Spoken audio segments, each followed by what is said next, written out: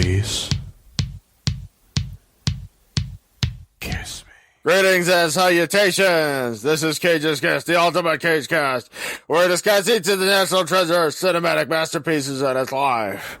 We also try to glean whatever kernels of wisdom we can from his character that week. I am the Cake, or Adrian.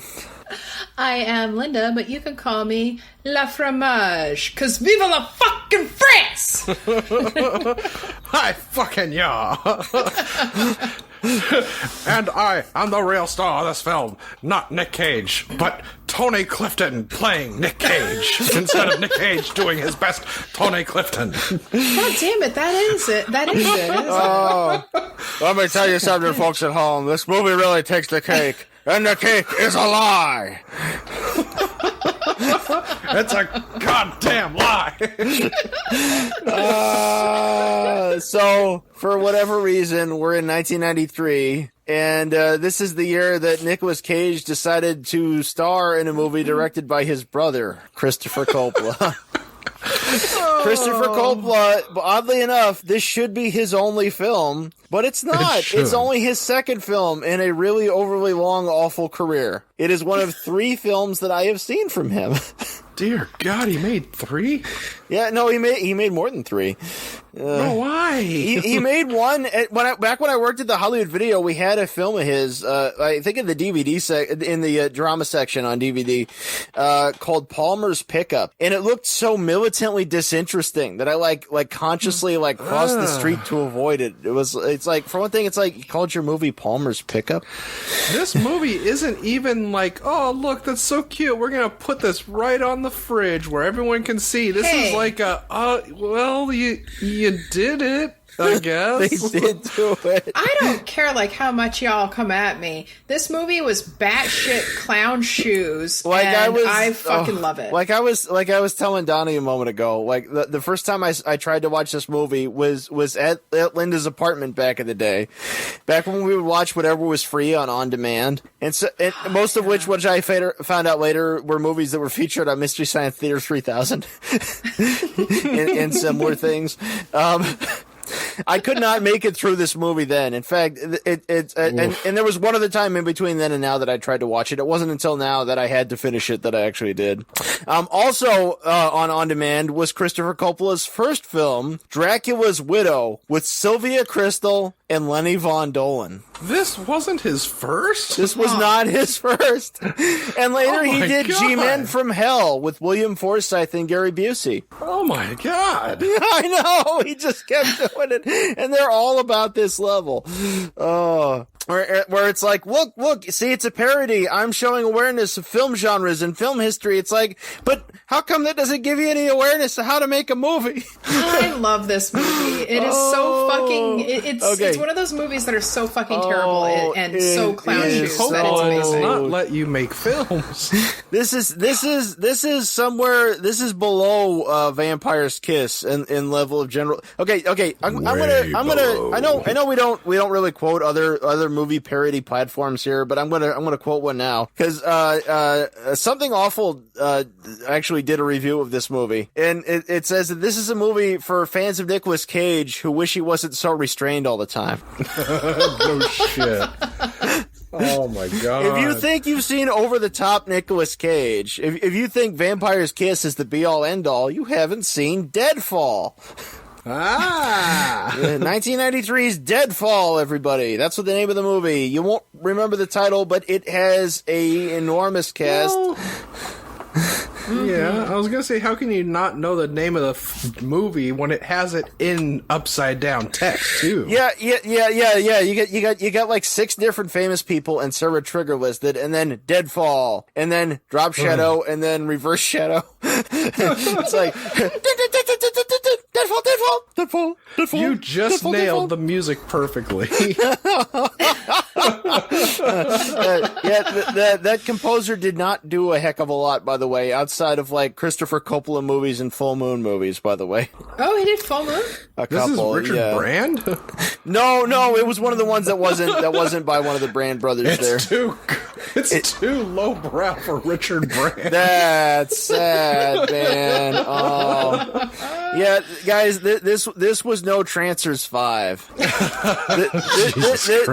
This wasn't one of the Pulse Pounders. This was no Shrunken City. Yeah. Okay, so people at home who are not watching this and probably should never watch this.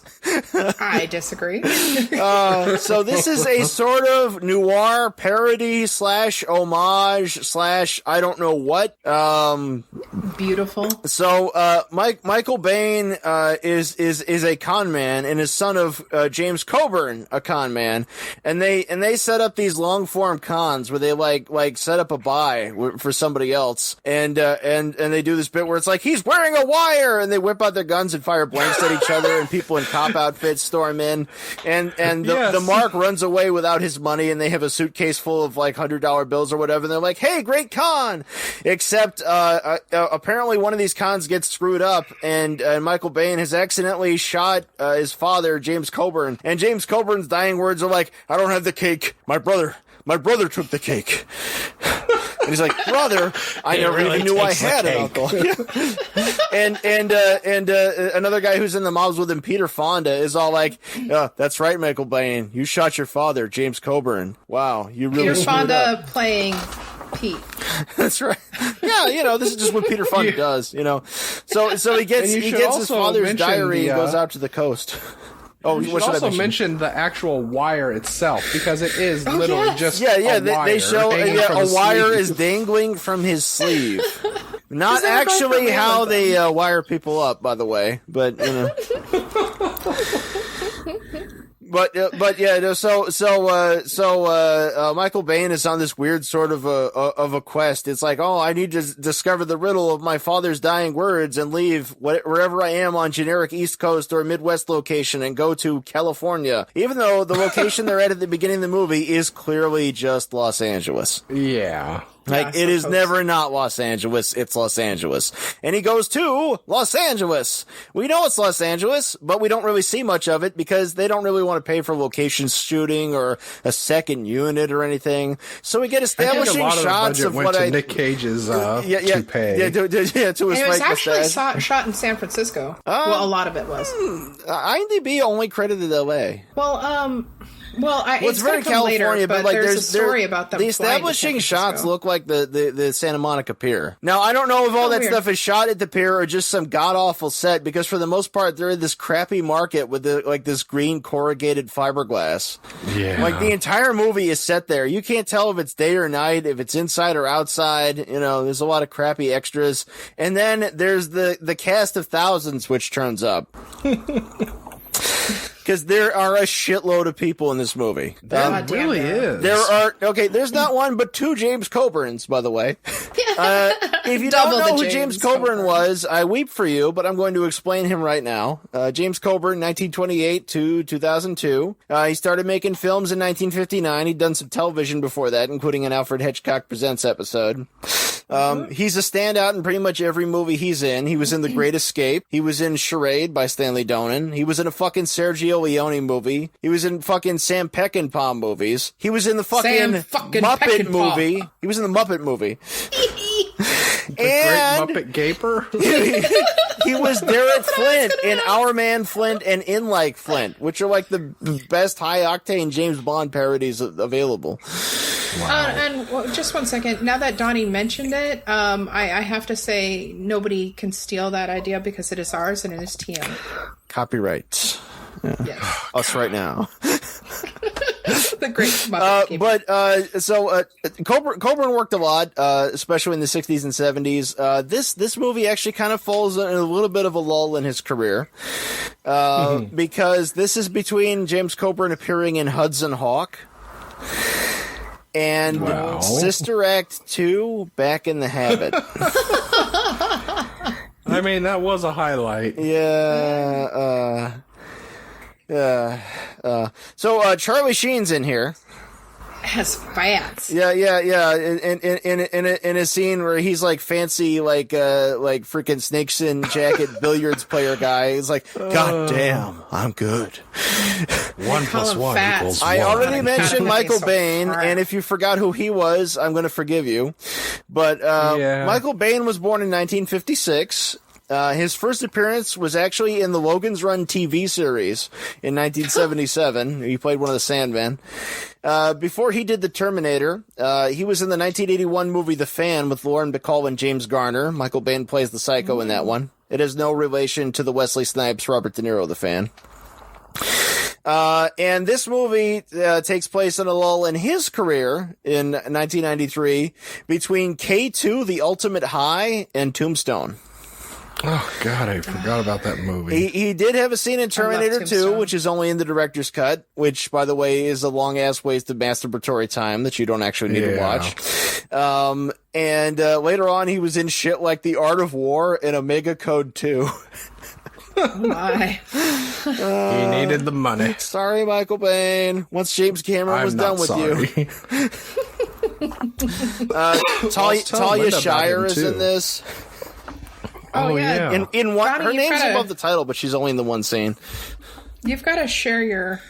Yeah, I was telling Linda about Michael Biehn when she mentioned him in this, and I told her the only thing I ever remember him from is if you listen to the commentary to Aliens, the entire thing is him talking about how he wasn't paid a lot of money, how he wished he had made a lot more money, and asking Lance Henriksen how much he got paid for doing that movie. You know, and other actors on this bitter commentary. Much about the fact that you wound up working for fucking Dino De Laurentiis at the end of the 80s. Well, he was even bitter about Aliens 3. He's like, when I heard they were doing that and they weren't even casting me, and then I heard that they were going to use a picture of me, I was like, no, you're not. Yeah, he sued them for using his likeness. As like acting agent on them, saying, hey, he doesn't want you guys using his likeness. You either put him in your movie or you don't. Yeah, he had to get paid the same amount for not being in that. Yeah. Yeah. Michael Biehn, he wasn't originally cast in Aliens, by the way, either. That was fucking James Remar, who we've talked about before. Oh, yeah. Except Remar's like, I don't know, this movie's kind of a turd. And a lot of people would fight me on that this one. Movie was made. But, this James Remar was nowhere near this one. It's like, I might have been in Mortal Kombat 2, but whoa, man, even I have standards. But in interviews, Michael Biehn was all like, that's right, James Remar pulled out, I got his money, I was in his movie. It's like, yeah, it's a freaking second choice, bitch. It's like, yeah, I know. Does everybody remember you really well from The Abyss? Do they walk up to you and say, hey, Michael Biehn, I loved you in The Abyss? Or, hey, Michael Biehn, I loved you in a Dino De Laurentiis production of Time Bomb. Right back at you, man. And in the Alien 3 documentary, he's talking about how he was on a De Laurentiis movie when somebody told him about the likeness being used, and he says, I won't say which one. Yeah, it was Time Bomb. You never saw it. Nobody saw it. Time Bomb. Time Bomb. So in this was also Mark Coppola, Nick Cage's other brother. Yeah, but never mind that brother. I'm talking about a real fucking soul brother. We had fucking Clarence Williams III in this movie. Yeah. Hell yeah. Clarence Williams III of fucking Tales from the Hood. Yes. Of the Mod Squad, the actual series, and he was in The General's Daughter, and he was just like in a shitload of things. That guy gets around. If you don't know who he is, I was fucking upset Clarence by how small his role was. Yeah, he's only basically small, in two but scenes. He made the most of it. Yeah. $2 million. That's what I'm talking about. That's like $2 million indeed. Very astute, sir. And Mickey Dolenz was also in it for some reason. And Angus Scrimm, the tall man himself, playing Dr. Harry Lime. Yeah, as soon as I saw him in that, I honestly was expecting him to say, "Show me the diamonds, boy." Well, you notice in that scene, there's that big weird spherical mirror thing, and I'm like, holy shit, the ball's in here. Yeah. He's playing Angus Scissorhand in this one because he's got this weird brass jewel encrusted scissor hand for his right hand, and he has all these women on hand who hold up his jeweler's eyes so he can inspect the diamonds. And so wearing the biggest crystals. He's a cross between the tall man from Phantasm and Mr. Reindeer from Wild at Heart. And so this should just tell you that you need to go out and see this fucking movie right now. The thing is that these things are in the movie, but the movie's less than the sum of its parts because to get to them, you have to sit through the rest of the movie. Which is a horrible chore. But I mean, the only thing, I wasn't even prepared for this. I just saw one quote that said about Nick Cage appeared on set with a wig and contact lenses. And he said that he felt this is what his character as a grifter would look like. And his brother directing is like, fuck yeah, wear whatever you want. I'm like, oh, that's kind of interesting. And then when you see Cage, like, oh my fucking god, he's unrecognizable. He's barely opening his eyes. No, it's like, well, I'm in a movie directed by my brother. Nobody's gonna tell me what not to do. Yeah. I mean, my brother, he's nobody. And I'm Nicolas Cage. Too. Yeah, he's a little tanned, maybe. That's why the only thing that kept coming to mind is he's not playing a character. He's literally trying to play Tony Clifton, or it was Tony Clifton playing Nick Cage. Yes. Yeah, no, he does a lot of. He has the wig and the stash, and he does a lot of weird hand gestures. Yeah. Like, pick a card, my friend. When he was baby wants his lullaby. When he was thinking back on it, I'm not getting off. He said, quote, bad wife, really bad wig, like a $2 wig you get on Hollywood Boulevard. It was a chance to work with Christopher, and he let me go for it in the regard that I could have fun with the makeup and disguise myself so I could really take advantage of the opportunity, end quote. I've got to be me.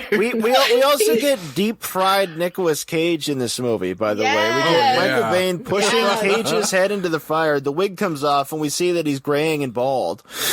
He fried his face off. And so we get a pretty good makeup effect of a fried Cage face with his eyes fried shut.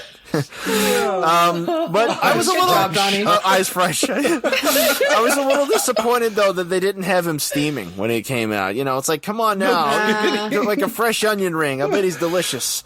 Bean didn't say something like fries are up. If this had been a Van Damme movie, he would have been breaded before he was fried. Oh, no shit. Oh, hell yeah. So, good idea for a scene there, but like the rest of the movie, it's set at that stupid-ass dockside market. I don't know why. Well, yeah. Actually, going back to that scene, I'm sorry to interrupt you. It's exactly when did he switch to Cage being in a position where he could throw his face into the fryer? Because there was some really shitty editing where Bean is the one about to be dipped, and then suddenly it just clips. All the fight choreography is being sucks. shoved into it. All the fight choreography sucks in this movie. They can't track it. Like in the part where he's beating up the dude with the fake beard in the alley, being like, "Who wants to fuck? Well, fuck now. We fuck now." Oh, you mean the same fake dude with a beard that, for inexplicable reasons, was in the back of Bean's car when he was talking about going to LA? Yeah. No. So that was them trying to have some continuity with their stupid plot, because that's one of the guys that's one of the fake cops at the beginning. I'm pretty sure. Yeah, just to make sure also because of how well they explain things to you when you're watching the movie, me and Lucille, when we watched this last night, we legitimately thought he was a cop because they did not really get into the whole him being a grifter and what was set up after. You had to read that beforehand. This movie really needed the fucking Joseph Stefano Psycho follow-up where the fucking FBI guy gets him alone in the room and tells him what happened. Well, to be fair, they did try and copy the Psycho score to this film for no fucking reason, which did not work. They thought they were making some kind of grand noir homage, and they reference Orson Welles a couple of times in there. And so the composer, the shithead composer, is all like, I'll try to sound like Bernard Herrmann. It's like, no, you don't sound like Bernard Herrmann. You sound like Harry Manfredini trying to sound like Bernard Herrmann, you piece of shit. Nobody can be Bernard Herrmann. But Tchaikovsky, let me talk about yes. some of the random fucking credits here. Okay, so the fuck please awful early '90s photography is by a lady named Maurice Alberti, who actually got a lot of work later on with a lot of better regarded films. This is the same person who shot Aronofsky's The Wrestler, and this is the same person who shot Creed. And she also shot the Will Smith movie Collateral Beauty, which is the dumbest title I've ever heard. That really is. Yeah, it's just like, back to the drawing board. Boo. Val Kilmer and Joanne Whalley were originally cast in this as the leads. That's so funny because I was thinking this movie needed Val Kilmer. And they backed out at the last minute. But so this was going to be like a shitty sequel to John Dahl's Kill Me Again. Oof. Speaking of shitty sequels, there is a sequel to this movie. No. Yes. No. What? No. Yes, there is. No. Yes. No. Christopher Coppola was not No. involved, but Cage is in it. No. In 2017, there was a sequel made called Arsenal, which is a sequel / prequel, and on the poster, you see an old Cage wearing the wig. I'm fucking getting it. We're gonna have to get it eventually if we get all the way to 2017. I can't believe it either. Yeah, but no. Oh, shit, yes. So we mentioned Peter Fonda, and if you don't know who Peter Fonda is, again, I weep for you. Star of Roger Corman's The Wild Angels and The Trip, and of course that Easy Rider movie, and the sequel to Westworld. Let's get to who's fucking third billed in this movie though. Mm-hmm. So top billing goes Michael Biehn, and then before fucking James Coburn or Nicolas Cage are credited, they credit fucking Sarah Trigger. Now who's Sarah Trigger? Right? Well, I'll tell you who Sarah Trigger is. She was born in 1968. She was in Bill and Ted's Bogus Journey. She was in Pet Sematary 2. She was on one episode of CSI Miami, and she has one stunt credit for The Phantom Slam Evil starring Billy Zane. Hell yeah. And she has about as many credits as that chick who played Xanderly has. Jesus. And she is incredibly generic. Yeah. She is the blonde that you'll never remember that you saw. And yet she's supposed to be the Rita Hayworth in this movie. She's supposed to be our frickin' like alluring femme fatale. This is supposed to be Jessica Rabbit. This is She made me think of Lisa in The Room. I know, right? She's so beautiful. Yeah, my princess.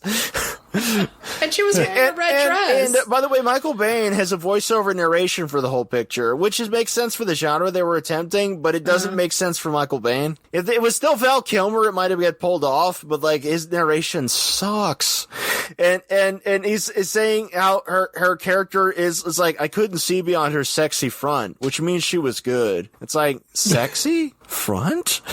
And the voiceover like stops after that scene, and it doesn't come back until the end. I totally forgot about it, and then at the end I was like, it was more consistent than it is in some things. It was more consistent than it was on Honeymoon in Vegas. Oh God, yeah.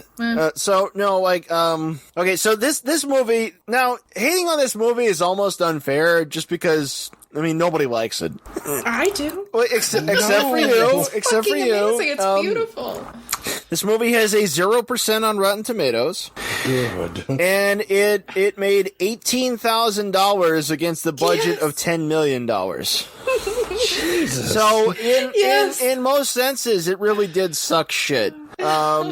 But like I'm mostly pissed off, because we just did Red Rock West last week, which is so good, like it's because it's they're doing the crime genre and they're nailing that noir feeling, and it's like there's something really honest about that. And then this thing comes along and it's all like, oh look, old 30s and 40s and 50s crime movies, I know those, I'm gonna make one too. I'm gonna awkwardly sort of impose these crime tropes on a 1990s setting, and at the ending they got the bit with the They got the bit with the carousel, and I think they were trying to do some Lady from Shanghai type shit, like Orson Welles' Lady from Shanghai. Yeah. And they fucking bungled it so hard. It's like, it's...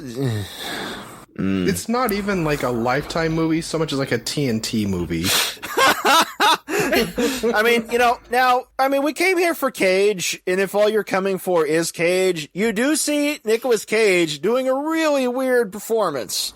It's amazing. I mean, and if that's all you want, there it is. The trouble is that full unbridled. Like Cage. I said, he gets in the fryer, he dies about an hour in, and then you still got 40 minutes of the movie to suffer through with no Cage. Well, I think that's part of the beauty behind this movie is that there was nobody there to tell him to tone it down. There were no spaghetti I guess dinners. This is what that looks like, yeah. This is pure unbridled Cage. Somebody's trying to kill me tonight! Fucking hangers! Fuck! What the fuck? Huh? So it's all about con men, right? So Michael Bain goes out, by the way, movies about con men tend to be very stupid. Like Matchstick Men, also with Nicolas Cage.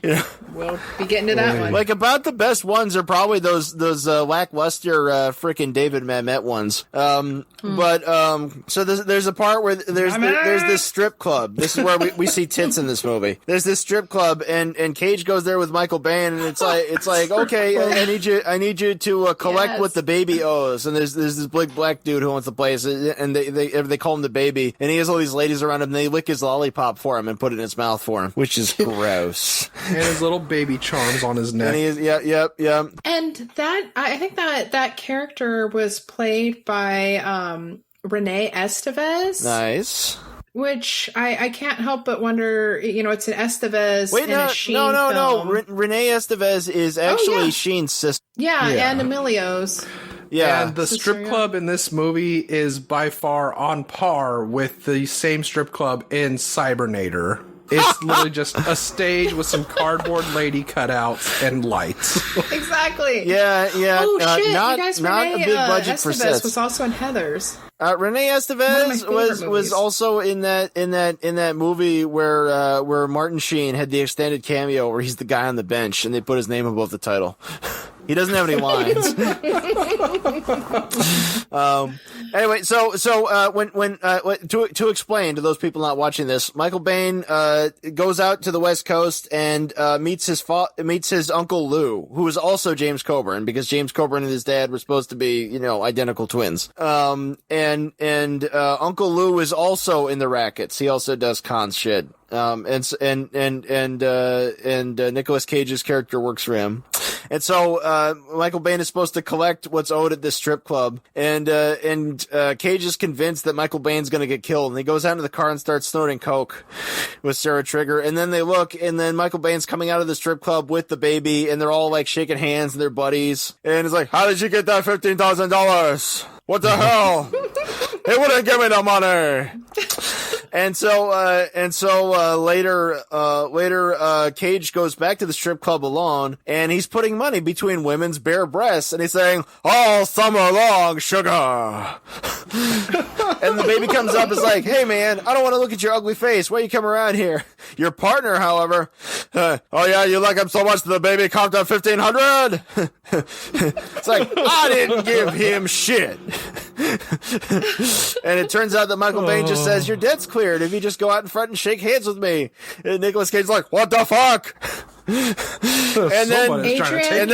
then the baby's all like, I'll bet he even stole your woman. And sure enough, he did. Adrian, you're doing such a great job recreating it. I've just got goosebumps. It's like you're there. You're bringing back the magic. Yeah, you don't need to watch the movie. Just listen to this. Yeah. I've been told we need to start doing commentary tracks, though. I know, I keep saying this. We need us some commentary tracks. It's going to be more work. It but could we be can our do bonus episodes. Bonus episode. Give us money for Give it. us money. Is it worth the $3 rental of the movie or the $2 purchase on Patreon? You be the judge. We don't care. We got your money. And that same scene that I just mentioned, by the way, that's where big reason to mention mention that is that's where Cage flips out. He starts knocking things off of people's tables, and he goes, "Fuck!" Yes. And while he's yelling "fuck," there's a guy in the backdrop with a T-shirt that just says "fuck" in big huge letters on it. Maybe he's just reading his shirt. And there's a guy by the door, and Cage karate chops, and he goes, "Hi, fucking yaw!" And there's a guy in a really obvious Brooks Brothers beard, drinking at the bar and eating fucking good and plenty. and he follows him out into the alley, and he tries to like put a cord around his throat, and is like, "Yeah, want to dance, Mr. Rock and Roll?" And through a really terribly choreographed fight scene, Cage manages to get a switchblade out of his socket, stick it in the guy's leg, and he's like, "You wanna fuck? You wanna fuck? Fuck now!" And closes his head in the car door. and it's like, "All right, bitch, who sent you?" Yeah, you see, I can actually believe now Miss Trigger when she said that she never slept with Cage, because if this is what he thinks fucking is, then goddamn, you are lucky. Not only is he wearing the awful wig, and he always has his sunglasses on and the mustache, he's wearing this suit with a gold lame cummerbund and a gold necktie, a gold bow tie, driving around this convertible. And, like, I can't tell if he's going for, like, some bizarre French accent. Well, there's the one point where they go to the bar and they do the short con on fucking Talia Shire. Yeah. And he says, "I'll have your finest champagne." Yes, champagne. Yeah. And then as they're getting the con going, he just drops the fake French accent, even though he had it for a little bit. And it's all like, yeah. I mean, Lucille heard that. She's like, "Well, he tried." It's like, that's and closer then than later, most get. for no reason, he says in another one of his freakout scenes, he says, "Viva la fucking France!" "Oh, fucking Louis!" Apropos of nothing. Well, he also does a thing sometimes. Cage, just in general, will do a thing where they go like and do a weird like semi-Irish thing. Yeah. I thought you told me I already had the job. My name is Liam. I'm from Dublin. I love you. Always have. Yeah, that's right. Later, me and Colin Farrell are gonna get some drugs and hookers. But then sometimes, like, he calls people mon. So, That's true. Mama. In fairness, by the time we get to Bad Lieutenant 2, he goes through a multitude of different accents. Or Season of the Witch. No, you're right, Donnie. Deadfall really isn't Cage's worst movie. There's still Bad Lieutenant 2. Thanks for that reminder. And that week we'll be covering Joe versus the volcano. God damn it. Oh, so there's the photo that keeps coming up in this movie where Michael Biehn will look at the photo of his dead dad and his uncle, who are both James Coburn. So there's this photo of Sarah Trigger in a wig with two photoshopped James Coburns from the 60s thrown in, I'm just gonna quote something awful again here. It's like it was photoshopped by a monkey that was slow. A monkey that was slow when it was actually their day off and it was done by their assistant.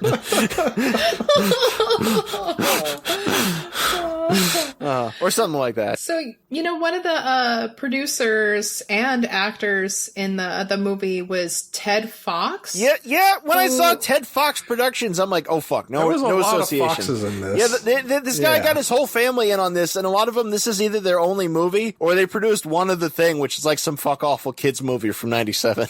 Yeah, so when you don't get the Coppola spaghetti, you get the Prego spaghetti. He also produced Frozen Ground, which has Nick Cage in it, and it's from 2013, so we'll be watching that one. So Cage sunk so low that he went back to Ted Fox for help. Ouch. Just when I thought I was out, you pull me back in. Do you know what? My grandfather made that. Do you remember that? He's like really famous. I just realized it's not my mic stand that you're hearing. It's my chair. Oh. Sorry. So there's this fucking quest thing where Michael Baine's character is supposed to try to find out what his father's dying words meant about what the cake is. Yeah. You know, Cake is a lie, son. And Uncle Lou pulls out this really shitty little like toy cake thing with a wedding ring hidden inside. It's like, fuck? you see this boy, I was going to give this to your mother because I really wanted to marry her, but then your father married your mother, and well, you were born, and maybe I could have been your father, but well, that didn't happen, did it? That's not how babies work. Bull crap, man. That's how babies work.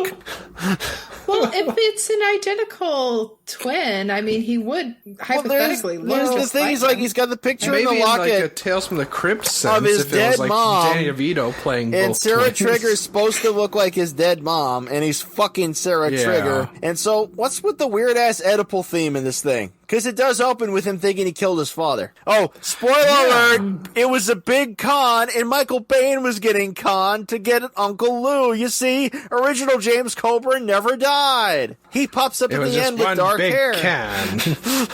He just shows up at the end like, we cool? This is I let you believe you killed me. this is a Oh, brain damaged version of Cat Ballou. Can we talk about the Yes! conclusion of the film? Yeah, Like, where let's they're- bring up that Oh, fucking please. bullshit ending. It's like, great con. It's like, what con? How'd you even work that shit? What? Yeah, so they get fucking Angus Scrimm out there with his fucking chop top hand to do a diamond exchange, and he's like, kill them all because things don't go my way.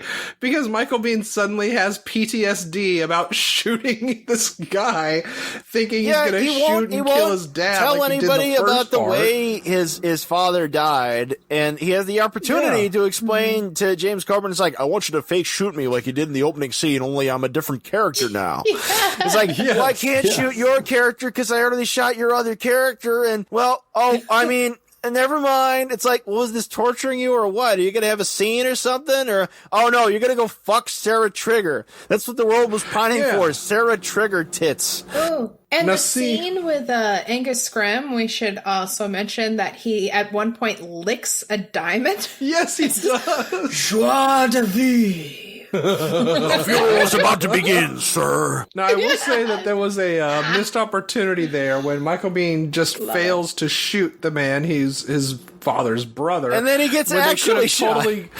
They could have totally done a point blank, and he just starts screaming and shooting up in the air.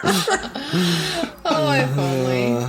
Yeah, no, the fucking and by the way, things go- the opening of the movie, Yeah. when they do the same con, it's shot in some, like, shadowy warehouse, right? Yes. At the end of the movie, it's shot at this stupid-ass Santa Monica Pier Docks Market, Yes. where this whole fucking Yes. movie is, and it's like, oh, yeah, let's have a clandestine diamond exchange by the fucking marina with his fucking security guards, probably. What- Yeah. So when Michael Bihn's new con goes tits up, and they end up killing off the entire crew that Cohen's brother had, or whatever his name's brother had, he fucking takes off with the money, and suddenly it's forgotten that Angus was that close. They probably could have followed him down somehow. They could have tracked him. Yeah, we But no, don't have instead they just closure let on it go. everybody getting killed. You know, like some of them could have Yeah, survived. so like that weird, like, he Lou Reed fucking- looking one, you know. Yeah, and of course we get to see Sarah Trigger dressed up again as she was as his mother in black, like she was at the funeral.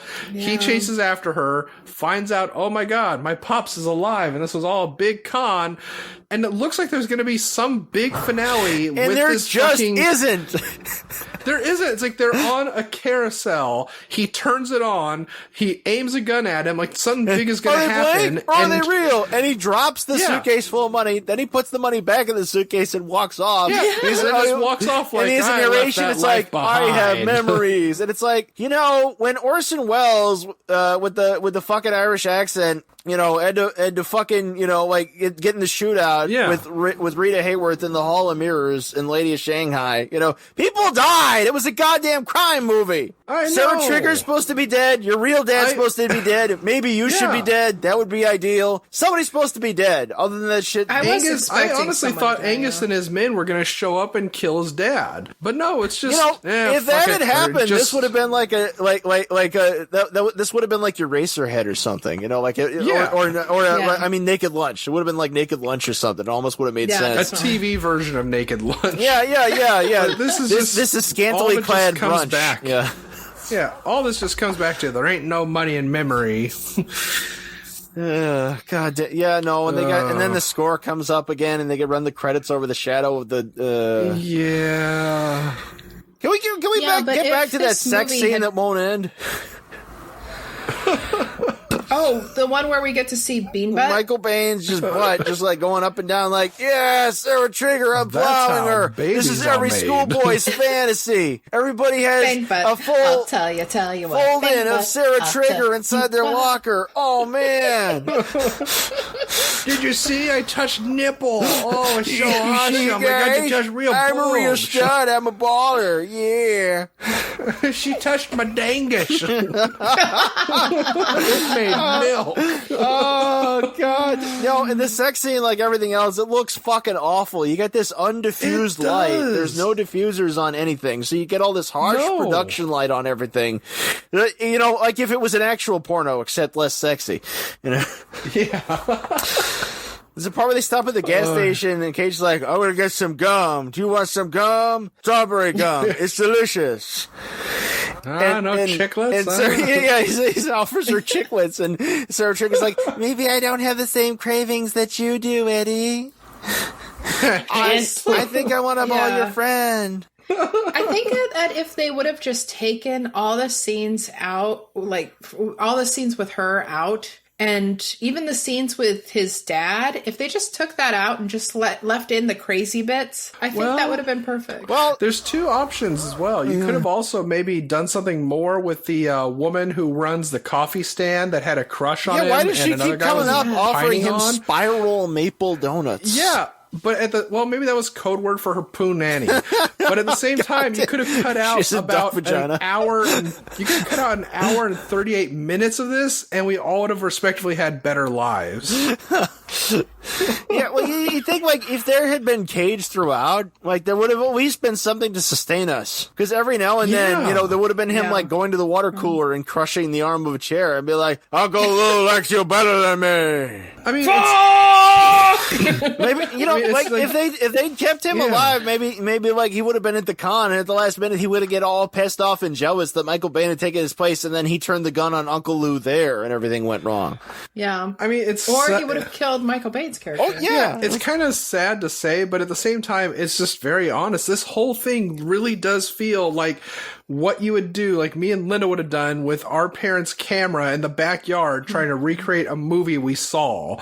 It's just kind of like saying, we're going to go and make a movie, Daddy. Yeah, it's 7-year-old James Rolfe making the 6 Snicks flicks. Yeah, so even if How Cage come your voice sounds different? I had to go home. Yeah, it's like if Cage had more of a bigger part in it, I don't know if that would have been better. It still would have been just your brother making a movie going, hey, let's have fun. Let's put on Dad's clothes. But most of the movies that we made in the backyard were horror movies. Yeah, I mean, you know, that's more economical than the movies that I made in the backyard with my brother and sister and neighbor kids. I mean, my brother one day, you know, decided he was going to dress up like Don Corleone. He put on a suit jacket, stuffed his cheeks, drew on a mustache, and we made the Valentino Papers, where he played a mob boss. Of course, you know, we couldn't afford to make a big budget action movie, so we just cut in scenes from Live and Let Die and shit. In our movies, I always died.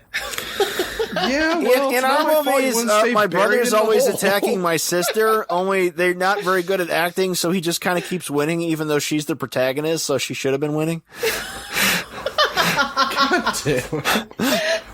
You know, we maybe could have plotted it better and had more editing and shit, you know, like...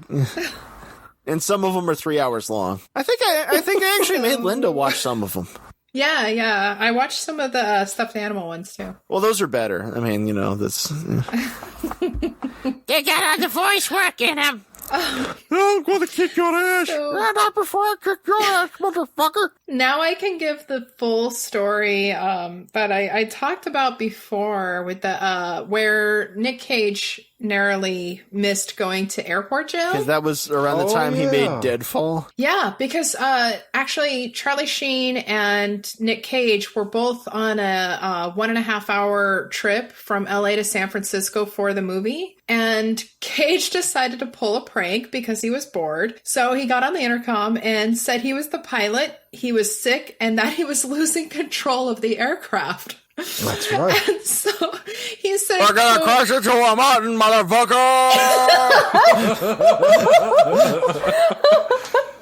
he said, quote, when we landed, the pilot came out and understandably he was very angry. He pointed his finger at my face furiously, at which point the door to the aircraft suddenly swooshed open like a nuclear gateway to a bank vault to reveal 6 fully armed police officers. And the first thing I did was say, first of all, he had nothing to do with it. I pointed to Charlie, and then I very gingerly, very delicately, very kindly talked my way out of going to airport jail, end quote. But And when he Charlie had no Sheen said, idea... thanks, man. I'm like loaded down with snow. I mean, like I am practically clothed in smack at the moment. I mean, wow. Yes, pretty much, because he had no idea that Charlie Sheen had an 8-ball of coke taped to his ankle. It's Charlie Sheen. If it wasn't for those 8 balls of coke, he never would have been in Food Fight. Right? Well, if it weren't for those 8 balls of coke, I don't think he would have been in this. I'm just thinking, like, why didn't Charlie Sheen ever get cast as Batman in the 90s? Think about it. There's a natural kind of progression there. Okay, Val Kilmer, right? George Clooney, Charlie Sheen. Because he would have done what Deadpool did later in the sequel, where he just puts a bag of coke under his mask and punches himself so a huge plume flies out. Oh my god! Nice. I'm Batman. Fuck yeah. No, instead he had to go off and do 2.5 Men. That worked out well for him, I heard. So, anyone know how to medicine? This table is the right temperature, and also, it's a Corsair. My friend is named Sausage. Why is he named Sausage? I have no idea. God damn it. Audience at home, this isn't pool, it's billiards. That's why it's boring. Yes. It was nice playing with you. Haha, like I was toying with you or something. Like you were, like, damn, I'm not good. I'm going to mention Mark Twain right now. He's sort of a genius, you know. Yes. He came up with a movie of the week called Connecticut Yankee in King Arthur's Court. TNT original called Tom Sawyer, you know. Mark Twain. Well, he was saying that that it was his bar, wasn't it? Or is named after. He calls himself Fats, though. It's like, what? Yeah, because he's so okay. So you're just referencing The Hustler, but like realistically, why would he have been called Fats? You know, oh my god! I just said. I don't think so Linda. Fucking fat. I don't think Linda would get this because I don't know if I made you suffer through watching it. The movie Backwoods. Yes, I watched that movie. We were all there. We watched that at my house. Oh my god. Yeah. It was awesome. Oh my god. It's like every time they make references like this to other films, like you half expect them to look at the camera after. How did you get that? I so wish, I was passing out because I'd been up for 3 days when we saw that, but that movie was so much better than this. That movie, they got the mangina. Oh god! When they get to the, people keep saying it's like, so what you folks doing here in the backwoods? And they turn to the camera and wink every time. It's like shot on Shitty-O. Birthday, wasn't it? Like by some guys on a weekend. At the end of the movie, there's a title card that just says sorry, and then the movie rewinds in front of you. The sad thing is, no one can find this movie now. It's not even on Amazon, and I have possibly one of the last copies on DVD. That was like one of the best pieces of shit ever. That should be everywhere. It should be our next podcast. It should fucking be our next. I'd watch that again. The Backwoods podcast. Yes, we're gonna let you people know now. We're gonna find you and make you watch this movie, and then record a podcast of your reaction. And it's also not that other backwoods that you think it is, Philistines. Speaking of, where are we at now? Are we at our face-off here? Oh, God. Yeah, I was just going to ask you guys ready? There was a lot in this movie to unpack, so I have no idea where we're at. Because you fucked off. We're hooked now.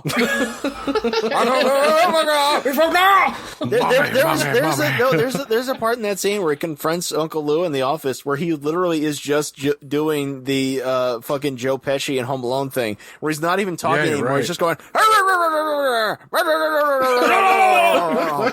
and then it gets like, okay, Nick, we'll put steam behind your ears later in post. He's just a puppet at that point. Just like an angry puppet. Somebody trying to kill me. That's one of my notes I made during the film is Nick Cage is a living marionette in this film. I mean, just the way that would explain all the hand gestures. So, Donnie, how would you recast this?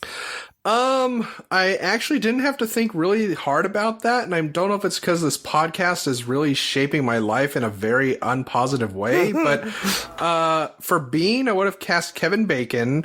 For James I was Coburn, thinking that too. For James Coburn, both parts, I would have put Robert Redford, because why not? Cage, just for fun, yeah. Tim Robbins. Ooh. And Sarah Trigger, Jennifer Connelly, because she's just Jennifer Connelly. Yeah, everybody loves Jennifer Connelly. Well, hey, man, I think James Coburn's irreplaceable, but, you know. That is true. He is pretty irreplaceable. However, but he doesn't like birthday cakes. You know I don't like that kind of thing. There's like, two donuts you in know one I don't like this. room. I can't take it. I made coffee. Okay, what the fuck with his girlfriend? She's ridiculous. So fucking weird. It's a birthday cake. You got to blow your candles out. It's your out. birthday. I'm Minnie Mouse. It's got horses on it. She's not that smart, but man, she makes the best cup of coffee I ever had. Is that so? Well, I bet she's a real demon in the sack then. Oh, no, not at all. Not at all. Oh, crap, man. No. So, Adrian, who did you have? Well, I think maybe if we're going to do twins instead of James Coburn, you could do two Lee Marvins. And make it the official Cat Baloo sequel. No, that would be too sexy. Yeah. Ooh. Oh my god, you mentioned twins. Why didn't they go with fucking Danny DeVito and Arnold Schwarzenegger? I know, it's like looking into a mirror. Fred Gwynn and fucking, what's his name there? Yeah. Paul Simon. Wait, that's it. You make it a 70s movie. So you get two Lee Marvins, and for Michael Baine's character, you get Art Garfunkel because he was making movies around then. You know, for George Kennedy in there somewhere. For Cage there at that time, you get Jack Nicholson probably. Yeah, no, George Kennedy is the Peter Fonda character, and for Sarah Trigger, probably Catherine Ross. I think that would make sense. There you go. Yeah. Probably a role for Barry Bostwick in there someplace. And for both Lee Marvin brothers, you can still use his music as the bad brother in Cat Baloo for his introduction. Yes. and still have the nose brace. That would replace Angus Scrimm's arm. It's a hanging day. Linda killed her brother. Wolf City, Wyoming. So what's your face off? Richard Basehart, and Richard Basehart. You get a ram ship. Okay, so as Eddie, I have Charlie Sheen, just switching into that role. Yeah. And then as Joe, Michael Baine's character, I'm going to put Charlie Sheen's brother, Emilio Estevez. Because it fucking makes sense. Oh. And then as Lou and what the fuck's his name? The brothers, the twins, I'm going to have Martin Sheen. So this would be National Lampoon's Loaded Weapon 2. Yes, it would. Or Men at Work. Part 2. Then as Diane, I'm gonna go just a little different, and I'm going to choose the our one of our patron saints, the mother Iman. Yeah. Yeah. You can't talk shit on Iman. She's beautiful. No. She's the mother goddess. I just think Idris Elba in a red dress would have been phenomenal. But yeah, I can Elba see in the red dress, red dress, red dress. Elba with the red dress on. Good God, Miss Molly! Okay, I see your suggestion, and I raise you shirtless, Idris Elba. God damn. Well, I'd like to to recast Christopher Coppola with maybe Bob Raffleson, so this movie wouldn't suck. Oh, I was gonna say somebody with more talent. Anybody, Adrian Lyne. Yeah, I mean, maybe this movie would have been better with a more talented Coppola. Or even just a hack who would know enough not to fuck it up, like Stephen Herrick or some or like me or Mel Gibson. I'll drive that tanker. Good chung. I'm gonna call this payback. So Hey, y'all got speaking any of Lee cagey Marvin, wisdom? Yeah. Cagey wisdom, you say? I just love Our Man Flint. Everybody should skip this movie and watch Our Man Flint instead. Yeah. Disagree. Or Joe versus the Volcano again. Joe versus the Volcano. Or Roadhouse. Maybe we could also quote her for some wisdom, which is leave the past to people who are stuck there. Yeah. Oh, man. Lady from Shanghai was so good. Yeah. What the hell? I would say, first of all, always make sure that there are only blanks in your gun. Yeah. And 2, don't trust your dad unless your dad is Clint McElroy. Yeah, he is a good dad. Yeah. It seems like he was never that fond of his dad to start with. Just take the payoff movie and fuck off somewhere else where your uncle doesn't live. Yeah, also make sure you don't, when you say someone is wired, make sure it's not just an actual wire hanging out of their sleeve. Oh, wait a minute, man. These are just my headphones. Yeah. Yeah, I mean, I was listening to NPR, Yeah, I was listening to NPR during our deal. Wait, don't tell me. I had to figure out what the cake was at that point, and so I hopped on a Greyhound bus and had to jet for the coast. I mean, you do realize that's how I'm going to start presenting these episodes to you, right? I'm going to make a little shitty cake mold, and I'm going to start putting little flash drives with the episodes on this. And going, here's your cake, Linda.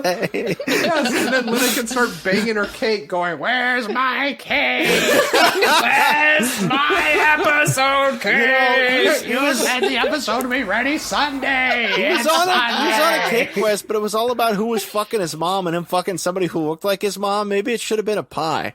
Mm-hmm. And that will be our next podcast, the Cake Cast. Adrian, did you have any wisdom? Cake's kiss. Cakes. I could bake cakes for hours. Yeah, maybe if you just got into town and find out your uncle's in the rackets and go to hang out with his minion and find out he's a cokehead, maybe don't try to aggravate him right away. Yeah. And if he has a totally mediocre girlfriend, maybe don't bother stealing her. Yeah. You can turn your back on a drug, but don't turn your back on a man on a drug. Oh, there you go. That's ultimate recast. Had. Johnny Depp as Hunter Thompson as a Just make it a Blues Brothers movie. That's all you need to do. This is Cage Country. Oh, you scurvy pig fucker. Oh, God. Yeah, let's see if we can get a hold of Nick Cage on the horn since we got his personal cell and tell him you need to be Hunter S. Thompson. He's like, okay. Doctor of journalism without a gun. I was. That's not a man. I'm gonna dress as a clown because I can. So I guess this is the time where I say, please listen, follow, rate, and review Cage's Kiss on Apple Podcasts, Stitcher, Spotify, Podcoin, and YouTube. If you don't have a Podcoin account, be sure to use the code Cage's Kiss, all one word, to get Cage's extra Fist. Points for you and for us. And that's CAGESKISS. Y'all got any plugs, Adrian? I've been putting some shit on my YouTube. Mostly lately, It's been drawing videos. That's under A.A. Smith. Bitch. Been drawing me some things. Dang dong. Somebody was like, how you do that there coloring there, cousin? How'd that work now? And I'm all like, well, shoot, we're kind of like this. And so, yeah. Gosh, like a motherfucker. Motherfucker, wishing you were dead. Motherfucker. We got charcoal in this bitch. And if you go to my DeviantArt under Leo the Fox on DeviantArt.com, my group Dreadful Tales pumped out another faux pulp magazine today. So you look up Dreadful Tales on there, you see all kinds of crazy ghost stories and shit, you know, and the randomness that is always present. And what about you two? What's new? What's new, pussycat? I'm still the boy who blew on RedTube, and I am still Unreal Goals on Twitter. And the only thing I have to produce is myself. But yeah, you can catch me masturbating at your local library 2 times a week if the cops aren't around, and that's about it I got. They got them photos of that zygote in that there book. Mm-hmm. I can't help myself. When I see pictures of lasagna, I'm like, I gotta have that za. Yeah, Miss Fat. You fat. Fat and These computers aren't for juicy. porn. You're like the Fuck you, it's de-evolution of lasagna. Garfield. No, it's the love child of Garfield and Mama June. Yeah, I kind of think of it as the creep show story, The Raft, just Garfield, though. He just takes up the whole pond. It's like, is that lasagna? I gotta have that za. Do you He love? hates Mondays and he hates teenagers having sex. He hates your life. Well, you know, fuck them being all out there in fucking Malibu Creek, sons of bitches. That's right. Remember, you can find Cage's Kiss on Facebook and on Twitter at Cage's Kiss. You can visit our website at cageskiss.com, and you can write to us at cageskiss@gmail.com. And I'd like to say a big thank you to Sade Glow for your awesome review about Cage's Kiss. Really appreciate it. And we will be seeing you next week with Guarding Tess. Oh, Fuck yeah. with the Shirley With the MacLaine. Queen, Shirley MacLaine. So, we'll be seeing you next week. Hi fucking yeah! We did it, man! The best heist. We did it. I'm not getting up.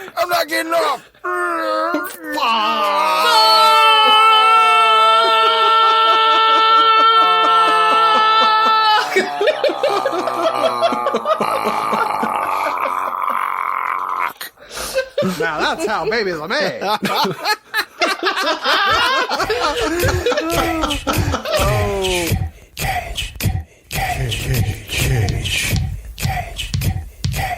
Peach. I could eat a peach for hours. Please.